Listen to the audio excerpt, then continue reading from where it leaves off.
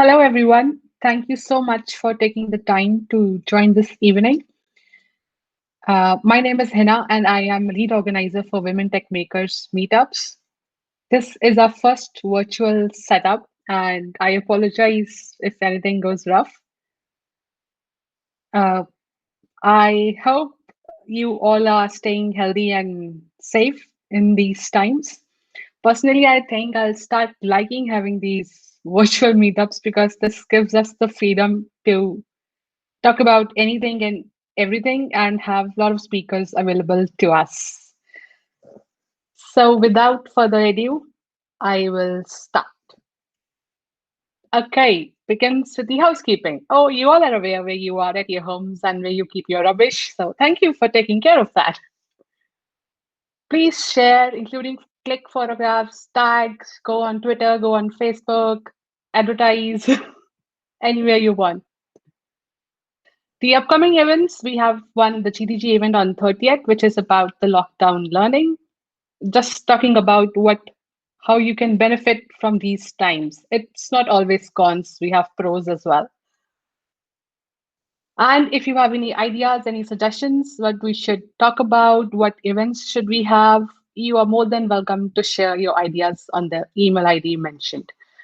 And if you have any workshop, any talks to give yourself, please, you are more than welcome to do so. Okay, so without further ado, I will hand over to our speakers, Barbara, Capelli, and Claudia, Toma, and talk about imposter syndrome. But before that, I would share an experience myself.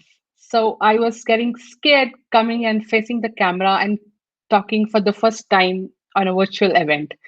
So should I count this as an imposter syndrome or not? I'm still figuring that out. But I think I'll hand over to Barbara and Claudia to explain more about this. Thank you so much.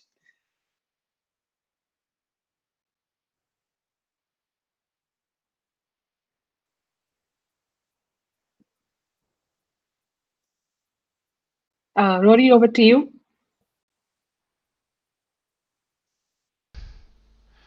Okay, I think Barbara and Claudia are just having a little Yeah, bit of trouble getting connected. no, I'm here. Henna, can you turn off your presentation, please? Yes. Yeah. There we go. And then switch on your video. Can oh, as well. Oh my God. You're on the Can air. you see me okay? Yes. Good, good. Hi guys, thank you for having me here. I'm honored with the invitation, and frightened, to be very frank, which is exactly why I'm here, right? Yes. So, we had a bit of a discussion last week about what we were going to talk today. So, just a bit more about my personal experience with imposter syndrome. Um, I've, I don't know, I've always had that feeling that there was something wrong, that I just wasn't enough, you know? And I think that that was there forever. Okay. So even when I was like in primary school, I always wanted to be that straight A kid. I always wanted to be perfect because I felt that if I couldn't prove anything, if I couldn't prove that I was good, my report cards would, you know. So I was always trying to do more, and that was just me. And my mom just thought I was just a little annoying kid, you know.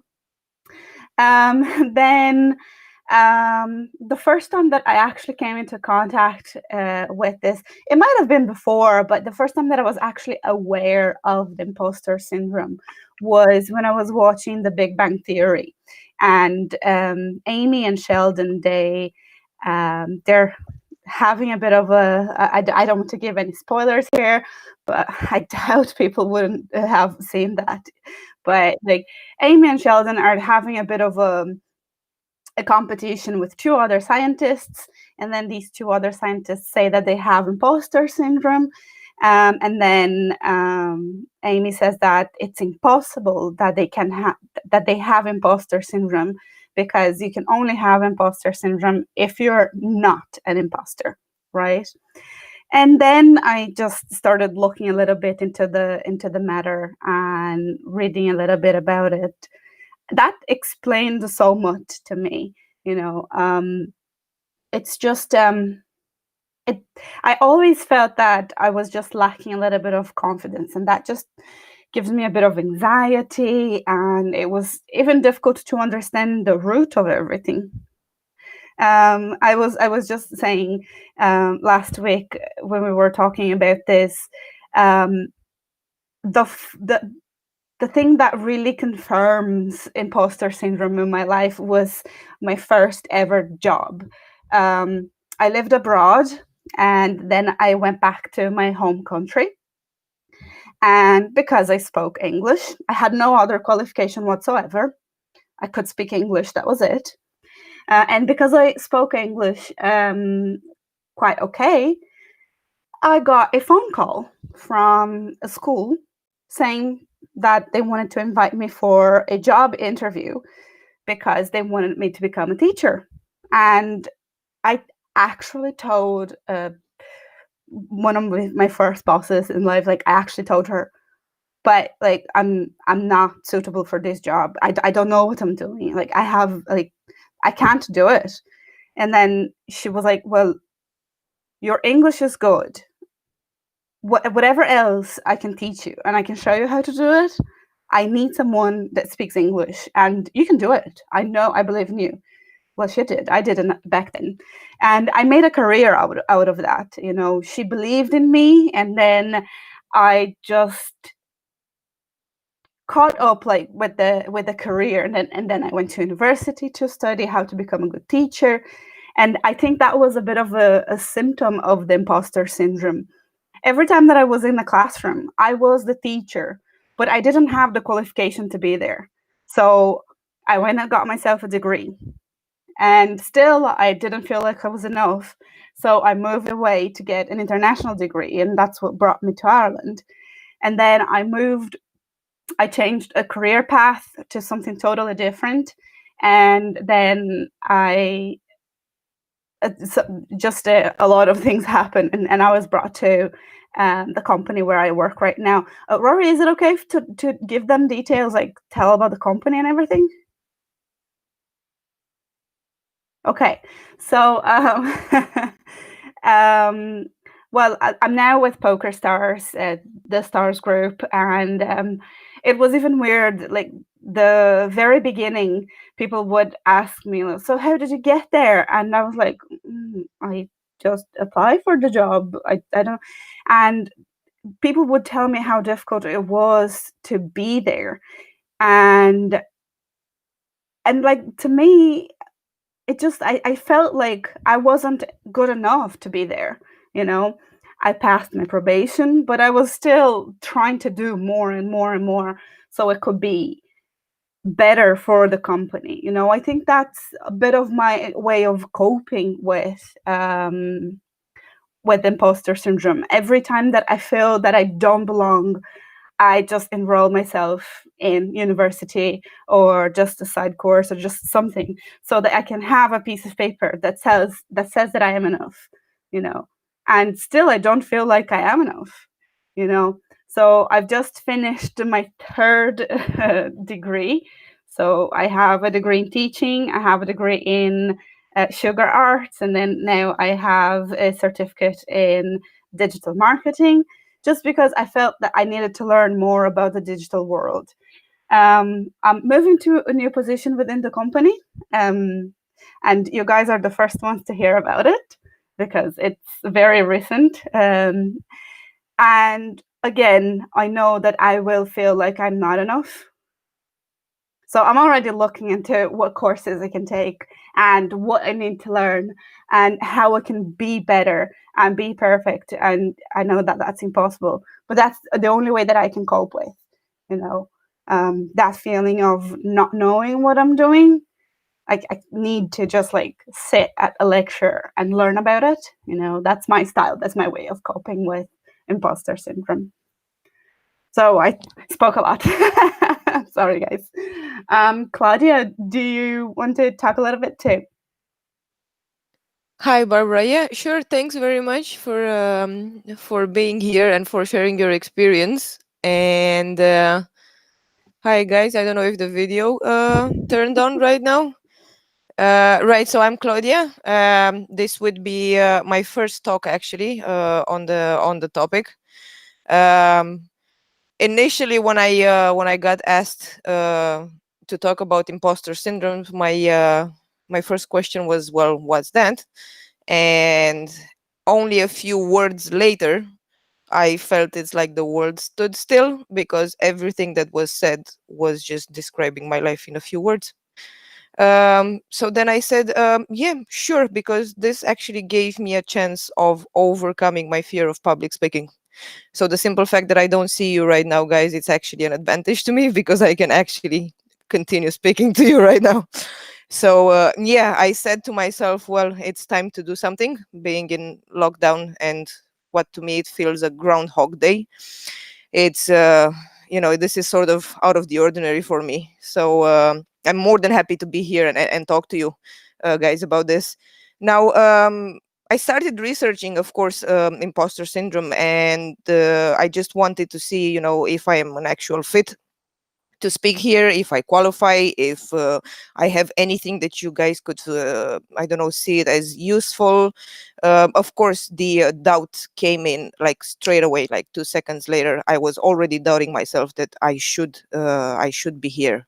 And at some stage over the weekend, I was thinking that maybe I should ask the organizers to invite somebody else, like on an emergency, let's say, schedule, if possible, because I was truly convinced I don't belong here. And what I realized is that imposter syndrome was, I think it was rooted within me since childhood. So just as a brief definition there, or an explanation for the imposter syndrome, it's a rooted belief within you that you are not competent, like for your job, for your friends, for your family, that you don't belong where you are, that you will always need to overachieve, that you will always need to overperform. And basically you somehow end up believing that you need to, or you created another persona there just so it fits with what other people would want from you, even though it's only in your head, to be honest. So basically it's just a belief that you are a phony, and you keep trying to overperform and make everybody happy just so you feel like you belong there.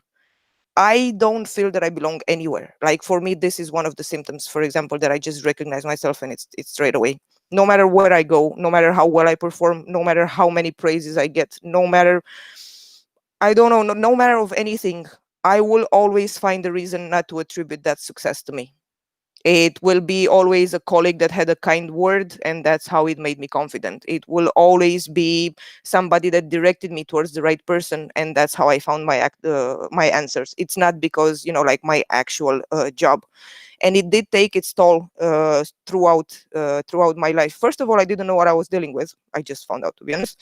And second of all, it was just a belief for me that my self confidence, it's lower, let's say, than others, and that's the only thing that I'm dealing with. Unfortunately, it's not. But the more you find out, the easier, not the easier, but let's say not easier to deal with it, but easier to find ways, maybe of dealing with it. And all you need to do is have a moment of self-awareness. Just one moment, it's enough to remind you that you're good enough as you are. You don't, there's nothing more needed from you. It's like all the expectations that you have in your head, they're only in your head. People don't have those expectations of you. Like, for example, just as an example, it's my current role, which is I work closely with promotion owners, promotion developers, to put together information for the support team to be able to do their daily job. And even though I do that job, honestly, right now talking to you, I feel like I can do that job with my eyes closed. When I'm in there every day, it feels that I'm not qualified for it. It feels that somebody needs to double check me. It feels that I always need to ask for somebody else's opinion. Even though, like, almost 8 hours per day, it's a constant stress that I will not be able to deliver what's being asked of me. And I always try to work more. I always try to do something else on the side. So it it becomes a way of life if you don't pay attention to it. I think that's my role right now in this well, meeting, let's call it. It's just basically to tell every you out there that there's nothing wrong with any of you, absolutely nothing. It only takes a moment of awareness, and I'm begging you to have that, if possible, to remind yourself just to be aware. Like that moment does wonders, to be honest. So going back to my role there, even though I'm capable, and the job that I do, it's fine. Like, I can see the results and everybody's happy with it. The feedback that I receive, sometimes I think, are they just telling me that because maybe they want to make me feel better, or do I actually deserve those words?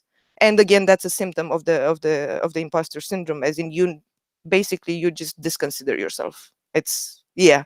So apart from all this, like, feeling inside, there's a direct connection as well with depression. The more you don't work on it, let's say, the more you'd be prone into developing a certain stage of depression as well. And what happens in many cases is that people find out about imposter syndrome actually after they start therapy session for a totally different reason whatsoever. Funny enough, talking to my therapist on Saturday, and I was telling her that I'm thinking of withdrawing my name off the list, because I have no competence of being here. Like, I basically, the audience is probably more qualified than me to talk about this. She just started smiling and just said, like, that's your imposter syndrome telling you cannot do a presentation of the imposter syndrome. So that was like, okay, I'll be able to continue then I'll see how it goes. And like, honestly, guys, there are a few moments that I have out there when I'm aware of it. This is one of them, because I told myself I just need to be in the moment, and especially tackling the other issue, let's call it, of public speaking. I kind of try to be rooted the whole day, and now it feels like exhaustion. Just because I tried to be here in the moment and just be without any filters, so to say. So yeah, it, like, today actually it felt a little bit exhausted.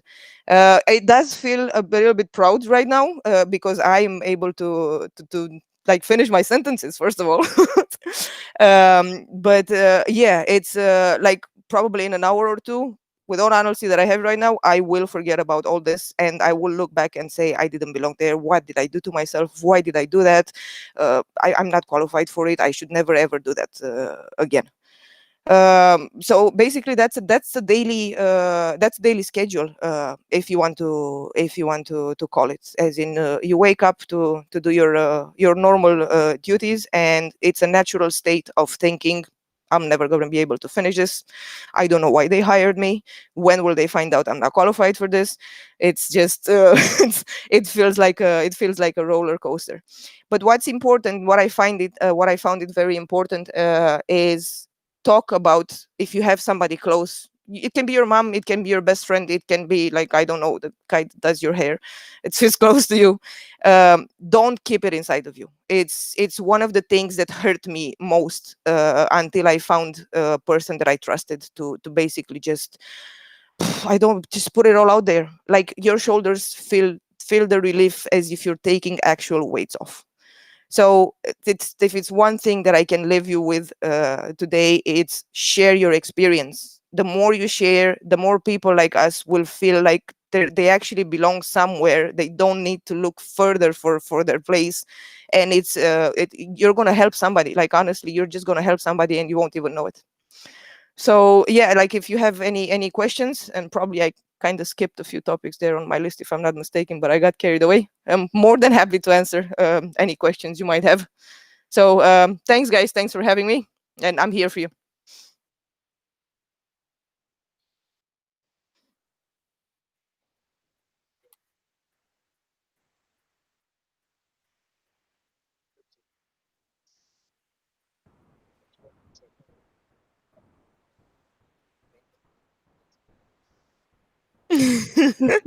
Oh yeah, congrats. Oh, thank you. Thank you. I think It was a secret, and it was just out last week, like late last week. So yeah, I'm moving back to your department, Claudia. Oh, well, you're moving back a few rows, so it's like Yeah, just like changing floors now. Okay, cool. Yeah. Uh, Thank you, Barbara and Claudia, for your sharing your experiences with us. And I can say that I can also relate with the both of you. I have had this fear of public speaking and imposter quite from some time now. And I believe among audience also, you would still be feeling scared of coming on the stage and speaking. But consider this as an open discussion forum with your GDG family. You are welcome to talk about your fears, your experiences, and everything and anything, because we all are going through the same ourselves. And believe me, it takes a lot of strength when you're not able to face the camera, coming to face and you come to face the camera in front. That's an achievement in itself. So, if you have any questions you'd like to ask Barbara and Claudia, please post it on the chat and they'll help answer your questions. Yeah, like speaking of public speaking fear, I actually did not know I have this, and I found myself within a role where I was due to use the microphone and announce sort of different events that are starting in that venue at different hours, and it was an open space. And I just, I got the microphone. I went onto the podium. The mic was on, and my mouth was open, but I could not say anything. I just was looking around, and nothing was coming. Like nothing, not even air. Like I wasn't even breathing. So I ran and I hid myself behind a fake wall. And somehow, by magic, I was able to talk to say everything that I needed to say. It's Wow. like the whole fear went away. Yeah. So from then on, I used to do my announcements just behind the fake wall, just so nobody can see me. so, so Yeah. yeah. I think people have different ways of coping with imposter syndrome, and it's not just an insecurity. It is really just something that blocks us, right? Like like my first job was as a teacher, so like public speaking, well, there's 15, 20, 30, 40 Yeah. sometimes in front of you, like that has to be something, you know. And then after college I started lecturing some workshops, and then I would have like 60 people in front of me, and obviously like I've always felt like I can't do this, I can't do. So my own way of like coping with it was to have everything written on flashcards, and I was that kind of like geeky person that would just come up to the to the stage and just like have my flashcards and like look at people. And then with time, obviously, like you gain a little bit more confidence, and but there's still that thing, that feeling at the back of your mind saying like, what are you doing there, why, like, you know. So it is very difficult. Like I've always took a very rational approach to all of my insecurities, and like, so like I said, like I have my own way of um like I sit for lectures to learn if there's something I feel like I'm not capable of, you know. And like I've gone to university so many times, and you know, done so many things just to fill in that gap, you know, because I feel that that piece of paper might tell people that I am qualified as opposed to my own qualifications, you know. There are other ways of coping with it, but I don't know, it's just so difficult. It's difficult to even accept that you have that, because like usually you just say like, I'm just feeling a little bit insecure. It might be a little bit of an anxiety, you know, but some people actually have like panic attacks coming from imposter syndrome, and they're just like, they just don't feel like they're enough, you know. And it there are days that you'll wake up and you're like, I can't, you know. It's very difficult. It is indeed, yeah. But for me, what I've noticed that it does help a lot. It's the simple fact that I'm sharing those feelings with other people, and Yeah. it's just the actual relief that I was talking about. It, like, for me, it literally feels my body just it's lighter. I don't know if other people have these reactions. Right? It's like I've noticed that, for example, if something gets me like really really upset, I've noticed that my joints turn into an icy feeling, and that's how you start to recognize what your body is telling you or what's happening to you. So now, yes, you kind of like observe different reactions of your body to different feelings. So, Yeah. so yeah, that's Yeah, I've been in therapy for almost 2 years now, and like now we're at the stage where I'm forced to put myself in situations that will trigger these emotions. You know, main reason why I play poker at work. I know nothing about poker. What am I doing there? You know, and I genuinely don't know enough about poker. I look at the room and like generally, it's not just my imposter syndrome talking. It is like really I don't know enough.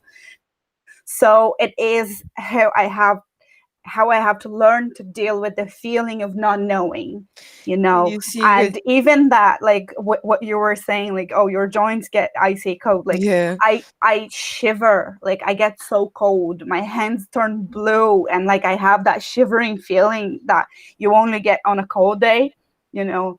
It is like a biological reaction to not knowing, yeah. but yeah, it's You see my reaction towards that room there full of people when they play poker. Like due to my background of live game and being born an introvert, it wasn't really a mix and match. I was somehow forced of becoming an extrovert as when you work in a live casino, your wages is basically tips. So you have to be that outspoken person. You have to be that one that carries on starts a conversation, carries on a conversation, ends a conversation, knows everything about the family of the guy that sits in front of me, like all this kind of stuff. So from that person that was happy being in her own corner, you know, and I can entertain myself with a book or something, I was happy being there. I was somehow driven towards this like outspoken personality, which it came in conflict, like it comes in conflict.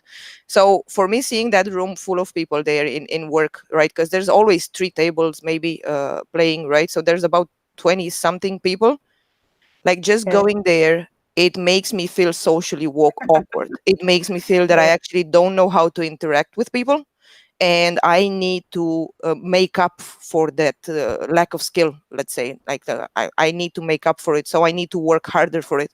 So what people would normally spend like 2 happy hours you know, enjoying themselves, having fun, by the time I get home, I'm absolutely exhausted. Like emotionally speaking, I'm absolutely exhausted because I just had to put more out there than any other normal person in the room just to fit in.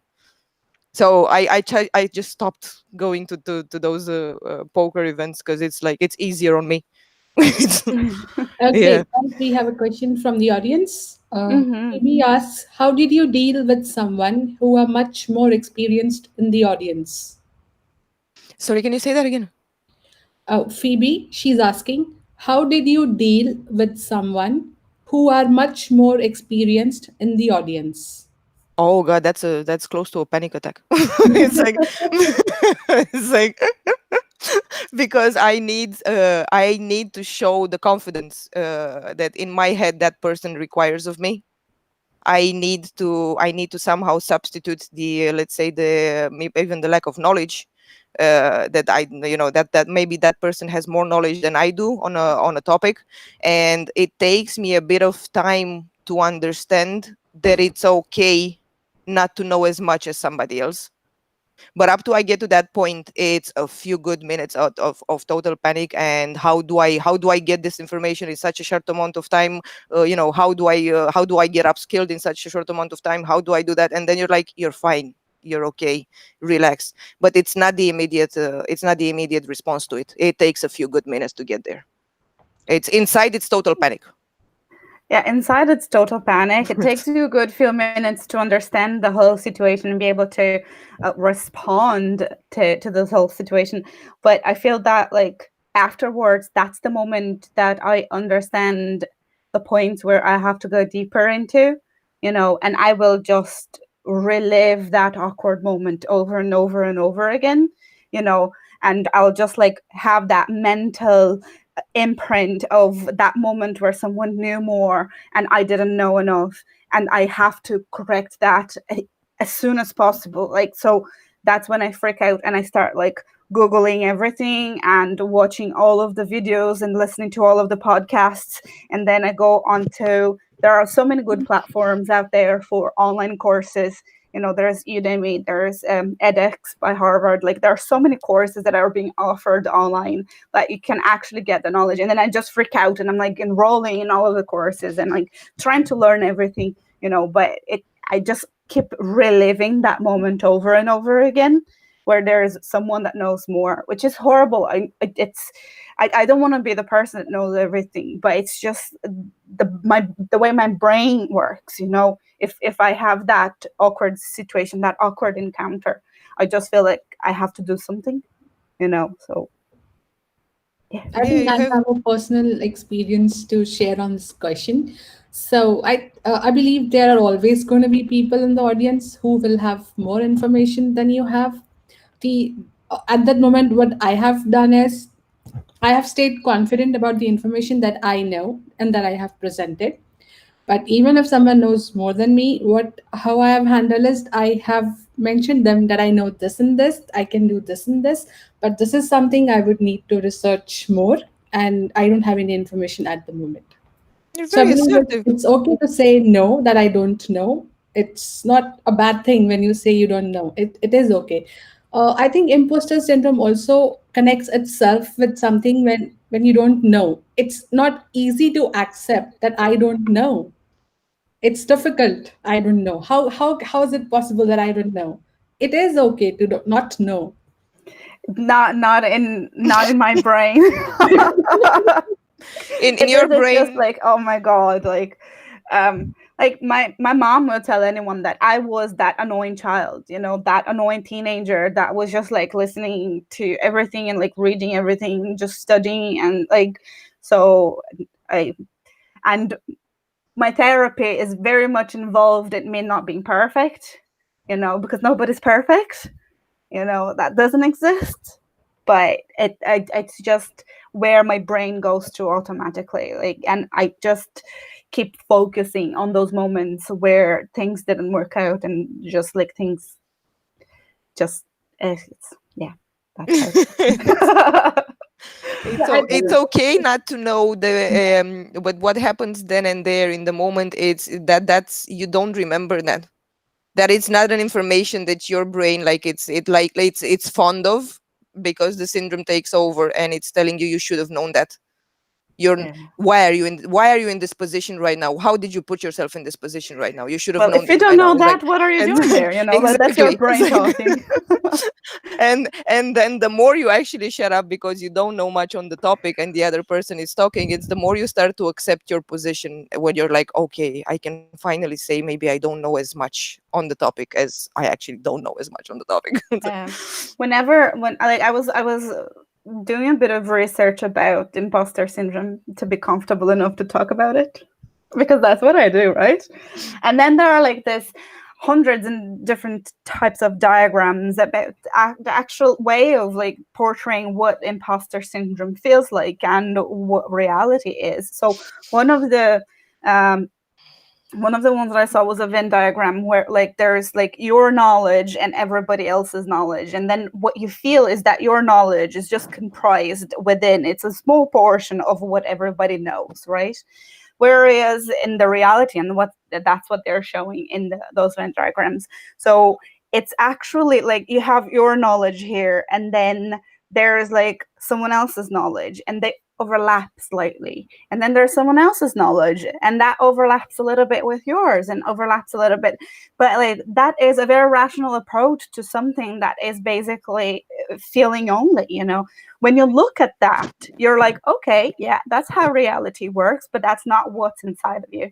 So it just takes a bit of time to get more used to it, and like you have to find your own coping mechanisms.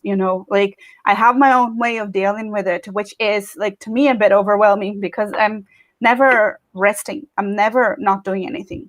I'm always trying to, and it just stresses your brain out as well, because you're trying to stress your brain to fix an issue that's also a stressant. So I'm just, people will just find their way. I think. Yeah, I think it's a never-ending fight. So No. you never know when it can pop up at an unexpected time in an unexpected place. So the best thing we can do is to accept it. It happened and not panic ourselves more. Yes. yeah, that's the first stage. That's the first stage of it as well. Like I being a little bit younger, I always used to think I am capable of doing this on my own. Whatever issue I would come across, I just think like I'm strong enough to deal with this. I don't need any help. And it took me a while to accept the fact that I do need somebody there to listen to me and just to be sort of the reality check. To be honest, that's what I need. I need a person to be my reality check, and that's at some stage you can just cross reference, like what you feel, and then what you think is like, oh, that's the normal person there, because you're never going to think of you as a normal person. You're always going to be that outsider. You're always going to be that person that doesn't belong, doesn't fit. So that the other person that you find to share your thoughts with and feelings, you're going to look at it as the normal person, and what would a normal person do and react. So just by sharing your thoughts and your feelings with that person, and hearing their their reaction to it, it actually brings you comfort, because you can see that normal person, it's not bothered by what you say, and it's not bothered by you or by your actions, or by or by the fact that you feel like incompetent, and it's kind of reassuring you, that you're not. So that's how I found my coping mechanism, was actually accepting the fact that I need help with a professional therapist. It was years before I accepted that. And then the moment I sat in the chair and I talked to her, it felt like I should have done this years ago. It's I should have just accepted the fact that I need help. Yeah. Okay, we have another question from Erica. She's asking that it's not always easy to not compare yourself with others. It means you are most of the times you are forced to compare yourself with others. So, what can you do to not feel intimidated by others' achievements or what others are doing? You often compare yourselves that she is at a high post, she is doing a high job, I'm doing this. How to not feel intimidated by others' actions and others' position?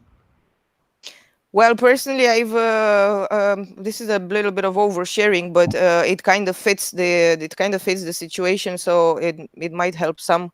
I used to be an atheist.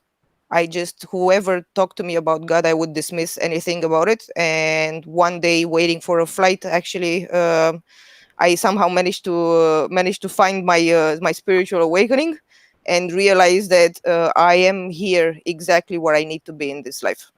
Whatever it's about a higher position, or somebody has like more skills or whatever, that small bit moment of awareness that I have, this lesson comes back to me. I am exactly where I need to be in my life. I don't need to be on a higher position. I don't need to be, I don't know, I don't need to have like a big family, or I don't need to have 5 dogs like others have, or I don't need a Mercedes, or I don't need a motorbike, or I don't need a pool or something like that. I am exactly where I need to be in my life, and I cannot be better than this. Like this is the best of me. But yeah, that's it. Not it's like these moments come and go. So I cannot Yeah. say that it's maybe good advice. I'm hoping Barbara has something better. I really wish I had something better to say. I think it's a daily exercise. I think it's something that you have to remind yourself all of the time. And I don't think that I am proficient at it. I'm still very much comparing myself to others, comparing others to me. And just like there's that so there I don't know, like I look at others and I think like, why am I not as intelligent as they are? Why am I not as pretty as they are? Why am I not as thin as they are? Why am I not? And there is that comparison that comes, and then like there has to be that rational moment where you're just like, because we're not the same person, you know. And if people have their good things, people have their bad things. Nobody's 100% good, nobody's 100% bad. You know, you just have to try to find in yourself what you're good at and try to rely on that, you know. But it's a daily exercise, because you're going to be facing that all of the time, every day, you know. At work, at home. I don't know if you guys have siblings, but it's exactly like having a sibling is just a nightmare. I love my sister to bits. Like I would die for her, but like at the same time, it's like her life is this way. My life is literally everything in our lives are different. And I'm looking at I'm like, maybe if I had chosen different in the past, like, would I have what she has now? Maybe I don't want what she has now. And then I have to just like rationalize everything again and try to focus and look at life with my own eyes again. It's a daily exercise. There's no other way. You will be comparing yourself to others. You will be feeling less. And then you have to try to find within yourself what you're good at again. But some Yeah. days are better than others. Yeah, I think I can also share the similar experience because I feel it every day. I am 33, and when I look at people who are 23 and 22 and 23 and 25 posting images on, I became this in my company. I posted this blog. I am awarded as a top international woman for this, and I'm like, what the hell am I doing? So it's going to be every day. So what I do at those times is I see where I was and where I have come. So that's Yeah. the only comparison I'm doing because it's always going to be the same every now and then. So to not make myself feel uncomfortable, so not make yourself feel uncomfortable, just focus on where you were and where you are now. That is all. That is all that is needed. Yeah, it's a good exercise. Try to compare yourself with yourself and not with others. That's it. Good one. Yeah. Though it's a very good question, though, because, for example, there are certain environments where it's impossible not to be compared on a daily basis. Like work, for example, like for my previous job in support, it meant that I was almost on a daily basis compared to others, and it's either green, either red. So you either have a good result, or you either need to work on your skills. And Yeah. like there's a few areas of evaluating you as an employee. So some of them are in green, some of them are in red. Like that's how life goes. But it's impossible in that position, in that environment, not to feel somehow inferior to others that are fully in green. It's impossible not to feel as if like you're just going to get fired at the next evaluation because you're struggling to bring certain areas into green while others just don't really have issues with this. So I think it depends on the environment as well. Like for me, the support environment was extremely stressful, and the only thing that I can say is I'm relieved for getting out of it. So I think there are many people in this situation, because I think that is one of the environment that nobody actually looks at reforming. For me, this is what would be next in customer service. To be honest, it would be reforming how customer service needs are actually placed on employees. But yeah, that's going into a different topic. But I Yeah. think it's a very good question, because I think it depends on the environment. Like if you're at home and you don't feel, you feel kind of inferior to your family, to your siblings, cousins, that's something that you could open up to, not necessarily to them directly, but or to your mom, let's say, if it's close to you, or to your dad or your brother, whoever's close to you. But if you're in a work environment and as stressful as, let's say, that example that I just gave, you actually feel ashamed. I felt ashamed for many months. I couldn't go and say, like, oh, this is happening, this is happening. I just felt that I need to do something to be like somebody, like the rest. And it's not a good attitude, because like Barbara said, I am not the other person. I will never be able to, or maybe I will be able to have the other person's skills, but not at the same level. So comparing myself with the other person, I should consider it as nonsense, and I just should mind my own business if possible. Yeah. But yeah. We know the theory of it, and the theory of life is so beautiful, but when you actually have to like come to reality, it's just like this overload of emotions and everything, just like and this is why we have to take a moment, and like some people need therapy, need a moment that they have to actually talk about it, and get others' eyes, like someone else's eyes into the situation, to just say like, no, that's normal, calm Like down. in my opinion, I think everybody should go through a few sessions of therapy, even if you need it, even if you don't. That's why I call it my reality check, and that's one of the reasons why I go uh, every time I can. It's really good to have a grounded person, or even you can consider it a stranger at the beginning anyway, seeing the qualities in you and putting those qualities out there for you to see them as well. It's because that person has no interest in praising you. The interest would be to make you start feeling better and find your own way. And as a therapist knows, that takes time. So it's not like, they're missing out on your payments. They won't. You'll be there for a couple of years anyway. But just to feel, just to get that reality check from time to time, from my side, it's just worth all the money.